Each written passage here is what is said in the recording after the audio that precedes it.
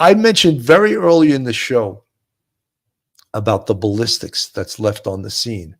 And when you see all the evidence markers on the ground here, obviously lots of shots fired.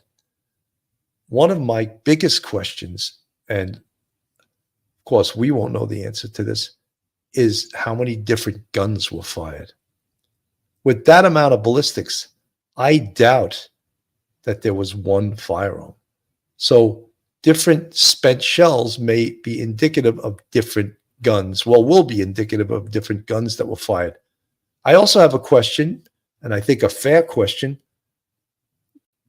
Was there an exchange of gunfire between the victims and the bad guys? Did the victims have their own guns and just lost the gunfight? Put it that way, you know? Did they fire back? Are those weapons still on the scene?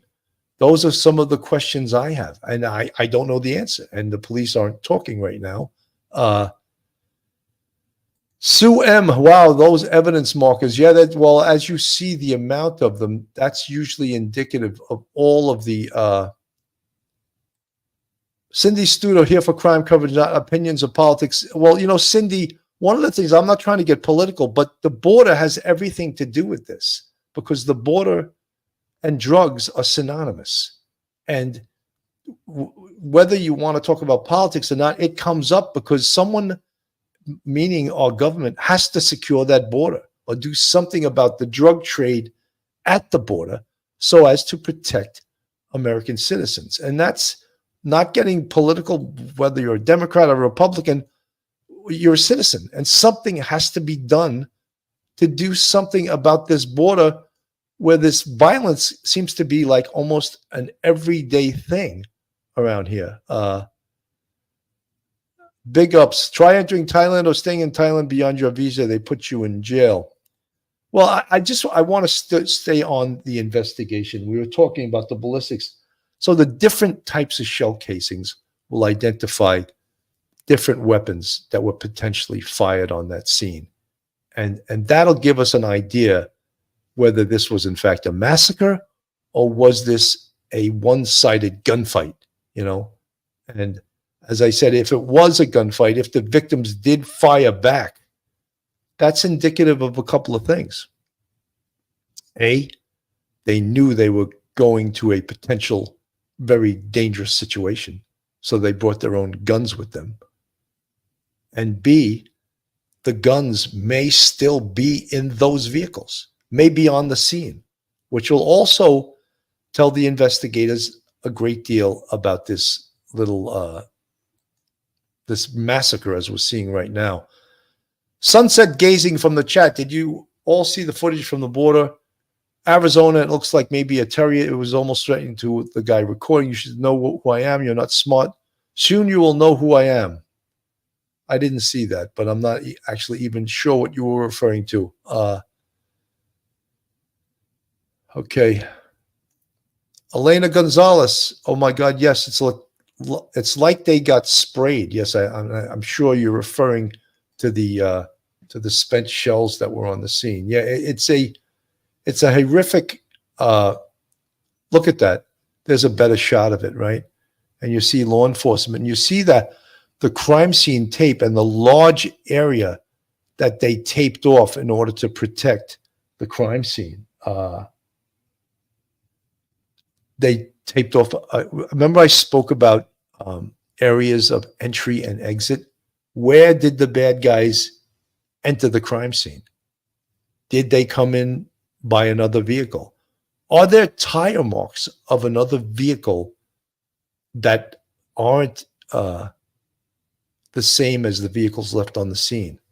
Perhaps they will take a mold of those tire marks, first photograph and then take a mold, so that if they do find the vehicle or vehicles that did this, they'll be able to use that as evidence. But as I said, look at and when you see this picture on the screen, look at the size of this crime scene. And not till the next day did they find the sixth body. And I'm sure the the San Bernardino police, the Special Investigative Division, they're still out at that scene because the crime scene tells you the story, right? Tells the story of what occurred. Uh, among other things, one of the most important things, of course, and I always say that when we speak about homicide investigation, is the importance of interview and interrogation, and the importance of soliciting information from potential witnesses. And in this case, one of the most important people for them to talk to are the family members of the deceased, because the family members are going to know what happened. This is not a mystery to them. Someone called the police before this crime scene was discovered. Someone called the police and asked the police to go to this specific location.